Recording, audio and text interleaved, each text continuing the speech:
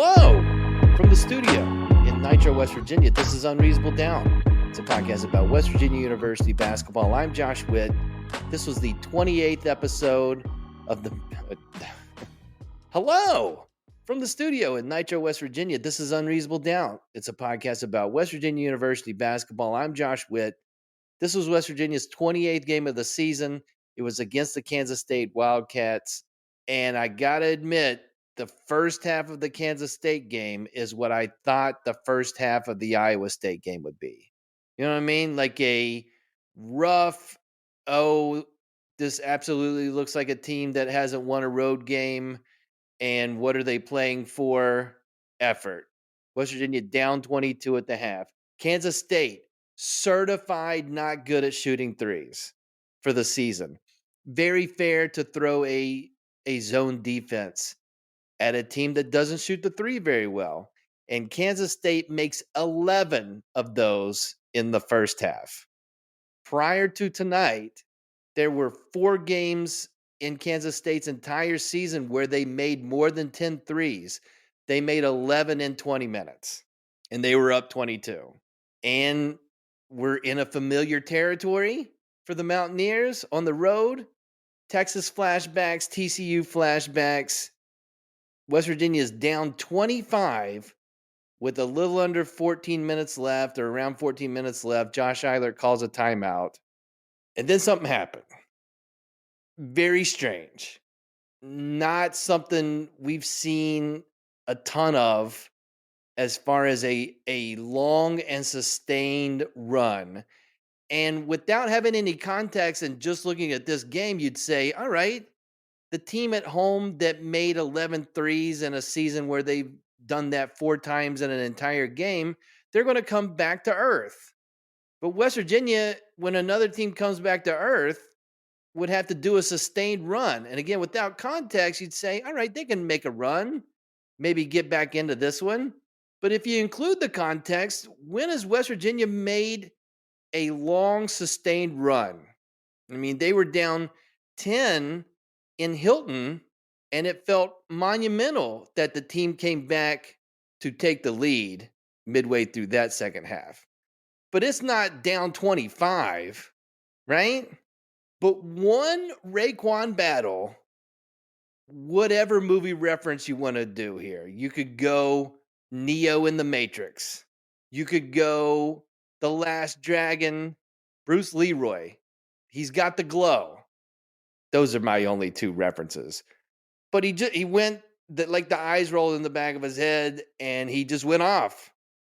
There was a drive down the lane where Raequan Battle dunked the ball, and I feel like he could have dunked an 11-foot rim, 12-foot rim, whatever. It felt like his head was at the top of the backboard. And that is momentum. He built off of that 11-foot rim dunk. He scored 16 points in the 6 minutes after West Virginia went down 25. And so 7.5 minutes left. Kansas State, the lead is only 11. Then Kirk Kriisa gets to the rim. Then Seth Wilson, who's been gone for 3 games, he's back. He makes an open 3. JoJo gets a putback. Quinn makes a 3. Quinn Selinsky. Are you familiar with the work of Quinn Selinsky? Josh Eilert, the interim coach after Bob Higgins, the Hall of Fame career of Bob Higgins. And then you got Quinn Selinsky out there. He makes a baseline floater, tie ball game from down 25 to tied up. And then K-State misses a 3. And then West Virginia gets the ball on the next possession, and Kirk Kriisa hits a 3. West Virginia's up 3 with 2 minutes left, and they're up 4 with a minute left. That's a pretty good place to be, up 4 with a minute left. Up any with a minute left. Up any when you're 9-18 on the road or wherever with 2 minutes left. Excuse me, up 4, 1 minute left. Kansas State's next possession, they shoot an air ball 3 that, of course, gets caught not by a West Virginia player, but a Kansas State player. He goes up, makes the shot. West Virginia up 2. All right. All right. Nothing. We're not. This is not. That happens, right? Next possession, Quinn Selinsky does the exact same thing as the guy on the other side of the court for Kansas State did. He shoots an air ball 3. Same thing happens where a Mountaineer catches it, but instead of putting it up and in, Jesse Edwards gets fouled going up, misses both free throws. All right, that's something that a 9-18 team does. That a guy who still has a bandage on his wrist does. Kansas State comes down. Creasa gets called for a ticky-tack foul. Not going to get into the refereeing tonight. It's only going to make me mad. And Kansas State's best free throw shooter makes 2 free throws. Tie game. 15 seconds left. You're not losing. You have the ball. There's 15 seconds left. You get it over half court. You don't call a timeout. You have one timeout. You have an assistant coach mimicking, I don't think to anybody, just to himself. Here's a spot to call a timeout, set something up. That doesn't happen. Raequan battle, face guarded, doesn't touch the ball in the last possession. Kerr shoots a contested shot, air ball, overtime, and you go to overtime on the road for the second time this season. Is that right? No, I'm getting it confused with the women's team. They actually did this in the same building. Both the men and the women went to Kansas State and went to overtime and lost. That's on me. On the men's side, I don't know what the women's coach's record is in overtime. Jerome Tang, this is not hyperbole. He doesn't lose in overtime. He's like 11-0, 12-0. The last number is important. The man at Kansas State has never lost an overtime game. And that continues, and West Virginia's losing streak away from Morgantown continues, and we're running out of opportunities. There's really just one last chance to win a true road win, and that'll be at Cincinnati in the season finale. And then you get a chance to win outside of the Coliseum when you go to Kansas City for the Big 12 tournament. Just a wild night for a team that if you win the game, you get the 10 wins, so it doesn't really move the needle. If you lose, it's expected. That first half was terrible. Kansas State did feel like they made everything. A lot of those were open shots, I would argue. But at this point, all you can ask for is a team to not visibly quit. And they did not. And now you're down to 4 chances to get to that only for me important 10th win of the season. All right. I'm late to the game, but when Mike Kazaza brings out his hot board, that's my signal that I'm comfortable talking about on this podcast potential candidates for who's going to be the next WVU men's head basketball coach. So Mike has one, Brad Smith had one, USA Today had a list, ESPN has a list. Friend of the show, Curry Hicks Sage, he mentioned some names on this podcast in December. The names that you're going to find on these lists are going to be, some of them are very similar, some new names in different ones. The guy who gets hired, and it's most likely, I feel very confident it's going to be a guy, he might not be on any of these hot board lists. It may be out of the woodwork, but I'm going to take from these lists the names I want to talk about. I'm going to rank those names in tiers. And the guys that I mention as I go through these, I wouldn't mind any of these guys being the next head basketball coach. But this is one man's opinion. I've got plenty of caveats before I go into this. Everyone is allowed to have their favorites. These are my favorites. I have no inside knowledge. I'm only going by reading the hot boards and listening on Twitter Spaces, potential names. And I'm watching every game this season. I haven't finished every game, but I've started every game this season. I want West Virginia to win the Big 12 tournament.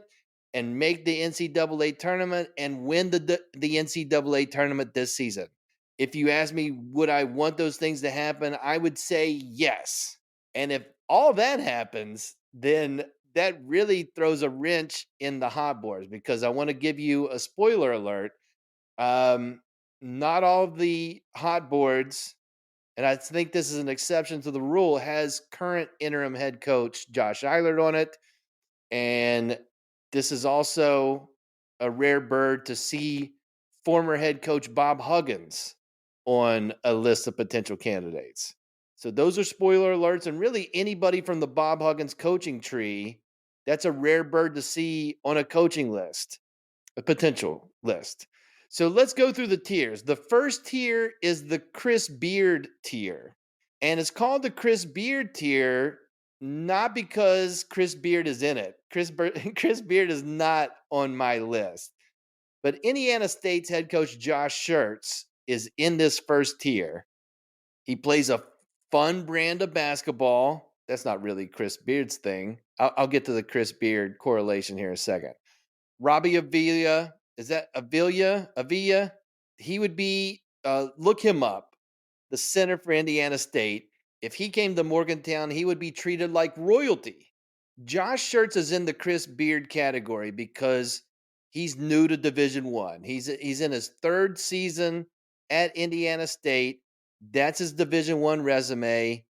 Chris Beard had 1 year at Little Rock. He had plenty of experience before getting to the Division One level, but he had one awesome season at Little Rock before going to Texas Tech and getting to the national championship game in his third season in Lubbock. So Josh Schertz is the closest name to that, where very little D1 experience. Most likely West Virginia could be looking for more experience. I don't even know if Josh Schertz would be interested in coming to Morgantown. If West Virginia hired Josh Schertz, it could be awesome. My guess is that West Virginia is looking for more experience.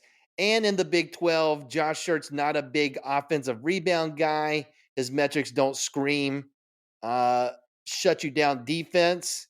And so thus it might be a tough sell as making the list. But he makes my list. He's in the Chris Beard tier. The second tier is the Joe Gibbs tier. And that is reserved for a coach who's coached at WVU before this, not Bob Huggins, and it's not Gail Catlett. It's John Beilein. And going back to Mike's reporting in June, Beilein had an offer to coach this season with a substantial amount of money, and it just didn't get done. But like they flew to Michigan where Beilein's at, and it just didn't happen. Beilein is coming to a MAC event later this year. So obviously they're still talking. And John Beilein got West Virginia University basketball up to a level where Bob Huggins could take the job and get West Virginia to the Final Four in 2010 with a mix of Huggins players and Beilein's players. Outside of the 2010 run, the two NCAA tournament seasons for John Beilein at WVU with that style and those players, it's the most fun I've had watching West Virginia University basketball. It's the most fun.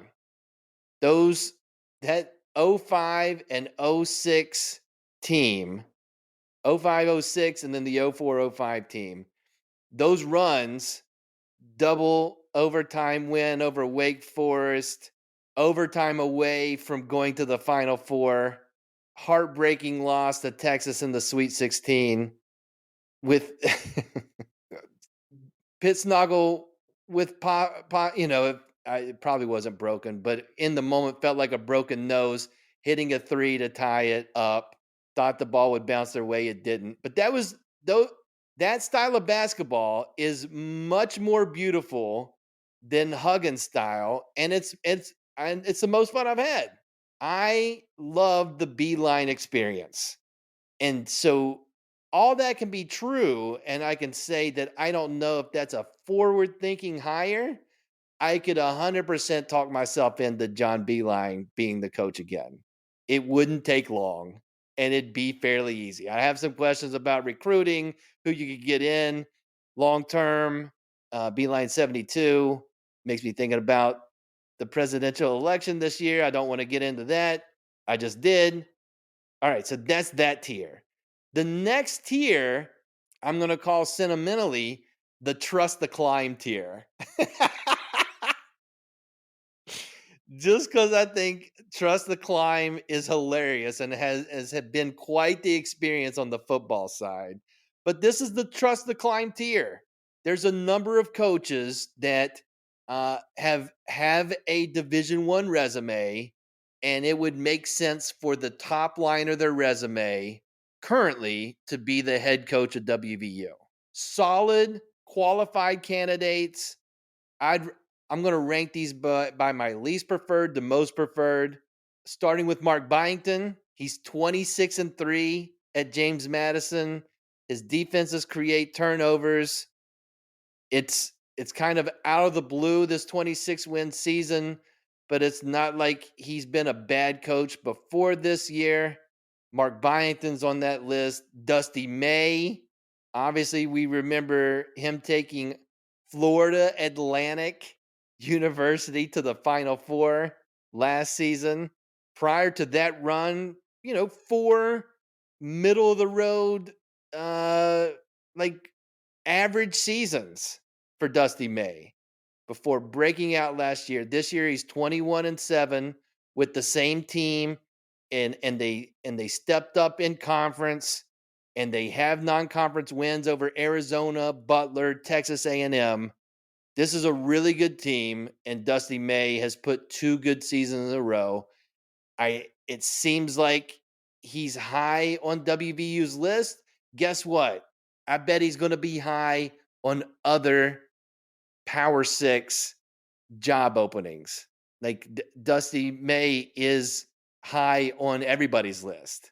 So I have a hard time seeing May being the head coach because of the whole you're not the only suitor, and somebody could drop a heavier, more substantial bag than what WVU may be able to drop for Dusty May. Pat Kelsey, he's on lists.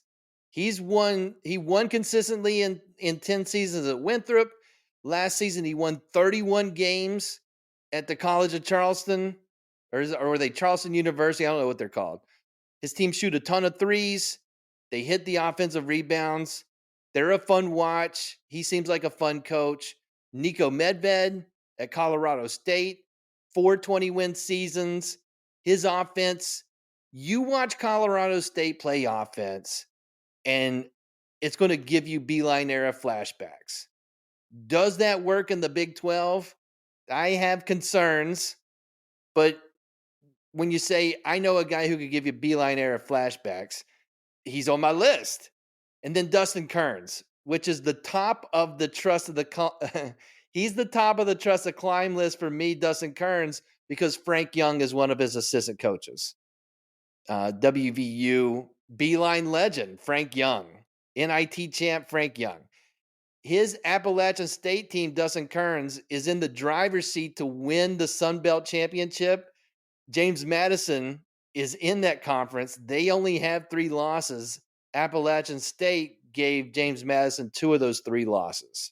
And Dustin Kearns' team this season, I watched the Marshall game over the weekend. Wasn't impressed with the offense, but the defense is stingy and they don't foul.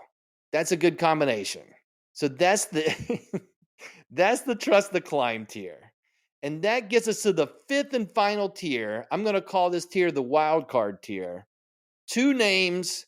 One is Chris Mack, and just Google Chris Mack Louisville, or just Google Chris Mack. But that dude's resume, if you take out the last season of Louisville, you'd say, yes, let's get this guy. He was amazing over a long period of time at Xavier. And then prior to that last season at Louisville, he was great at Louisville.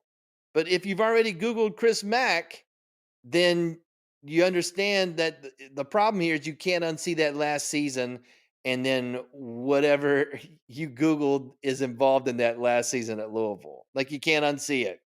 Or can you? Maybe WVU can get past that. He's been out of Division One basketball for a couple of seasons now, ready to jump back in. Hey, like, you could just hit the ground running once West Virginia finishes their season. You don't have to wait for these guys who have a job. Chris Mack, no job, no Division One job, can easily jump in and get going. And then the other guy in the wild card tier is Will Wade. Will Wade has plenty of Division One experience. He has no losing seasons. Everywhere he's went as a head coach, he wins.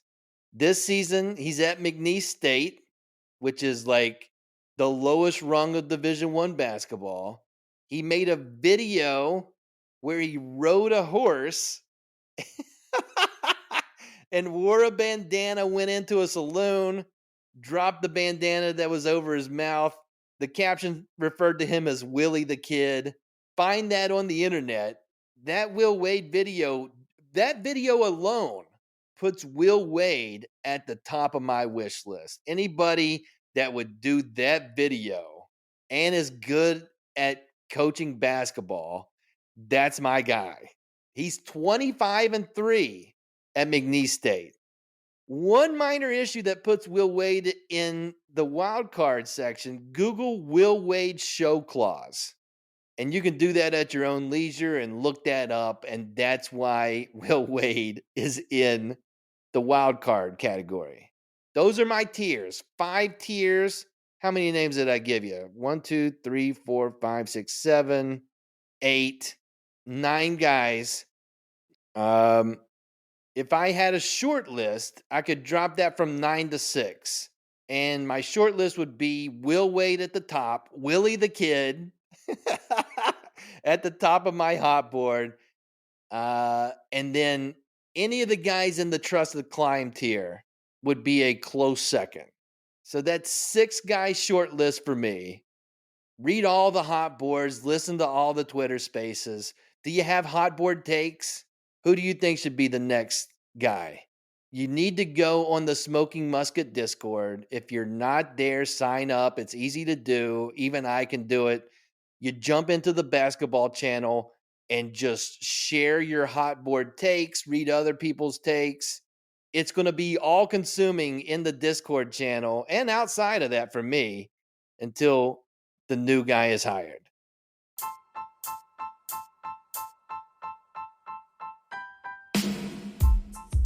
Unreasonable Doubt is under the Smoking Musket umbrella. Have you been on the Smoking Musket Discord? There's a link to the Discord in the show notes. You click on that, you enter the Smoking Musket Discord, and it's got channels like TV. But these channels is where you type stuff in, and people who are in the Discord can read what you type in. And it can be about WVU basketball, WVU football, the other sports outside of college, television, movies, degenerate gambling, just naming channels. All sorts of good stuff in the Smoking Musket Discord. It's definitely a cool place to interact with other WVU fans. Click on the link, check it out, go to smokingmusket.com, listen to West by Pod, do all the things under the Smoking Musket umbrella. Smoking Musket. The next game for WVU is Saturday, 6 p.m., ESPN2. The Mountaineers come back home to the Coliseum to play for the only time this regular season, the Texas Tech Red Raiders. Texas Tech is doing well this season. They're 19-8 as of this recording. They beat Kansas by 29 a couple of weeks ago, and they just lost this weekend in Orlando to Central Florida by 14. So that's a lot to process, right? Pop Isaac still plays for them and is still good at basketball. Joe Toussaint plays for them. You remember that guy. He played for WVU last season. He is now with Texas Tech. He's having a great final season, not at West Virginia. Texas Tech under Grant McCasland, they play slow. They shoot lots of threes. They make lots of threes. They don't foul. McCasland doesn't have the defense where he wants it yet. Will Joe Toussaint follow in Jalen Bridges' footsteps of being undefeated in the Coliseum, wearing not a Mountaineer jersey? Or will West Virginia University break through and get to 10 wins? And can they make the plane out of the last 2 second halves? If you could, that would be the perfect plane. Okay, I shouldn't say that. Most of the second half at Iowa State and most of the second half in Manhattan. Make the plane out of that. Make the plane out of the 38-9 run or whatever West Virginia had to do tonight to go from down 25 to up 4 with a minute left. Do that and do that over 40 minutes. Can you do that against Texas Tech? We shall see. If they lose West Virginia, then that's 20 losses. And that stinks. But that's probably going to happen, right? So it goes. That's it for this episode of Unreasonable Doubt. Listen on all the platforms or just pick one. Apple Podcasts, Spotify Podcasts, Overcast Podcasts, Pocket Cast Podcasts, YouTube. Until next time, I'm Josh Witt. WVU for the 2023-2024 season. They have 9 wins and they have 19 losses.